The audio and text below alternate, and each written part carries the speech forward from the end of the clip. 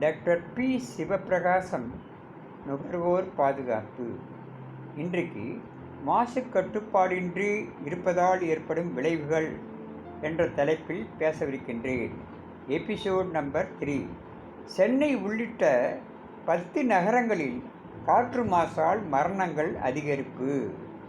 நம் நாட்டில் நிலவும் காற்று மாசு குறித்து அமெரிக்காவின் ஹார்வர்ட் பல்கலைக்கழக குழு ஆய்வு ஒன்றை மேற்கொண்டது. நம் நாட்டைச் சேர்ந்த குழுவினர் இந்த ஆய்வில் ஈடுபட்டனர். சென்னை, அகமதாபாத், பெங்களூரு, டில்லி, ஹைதராபாத், கொல்கத்தா, மும்பை, புனே, சிம்லா, வாரணாசி உள்ளிட்ட 10 நகரங்களில் இந்த ஆய்வு மேற்கொள்ளப்பட்டது. இந்த 10 நகரங்களில் 2008 முதல் 2019 வரையிலான காலகட்டத்தில் ஆண்டுதோறும் ஏற்படும் உயிரிழப்புகளில் சராசரியாக 33,000 மரணங்கள் காற்று மாசால் ஏற்பட்டதாக தெரிய வந்துள்ளது.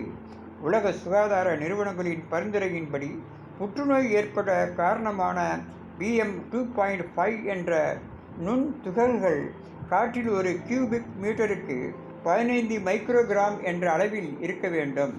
ஆனால் நம் நாட்டில் 50 மைக்ரோ கிராமுக்கும் அதிகமாக உள்ளது. குறிப்பாக டில்லியில் ஆண்டுதோறும் ஏற்படும் உயிரிழப்புகளில் 11.5% அதாவது 12,000 மரணங்கள் காற்று மாசால் ஏற்படுகின்றன.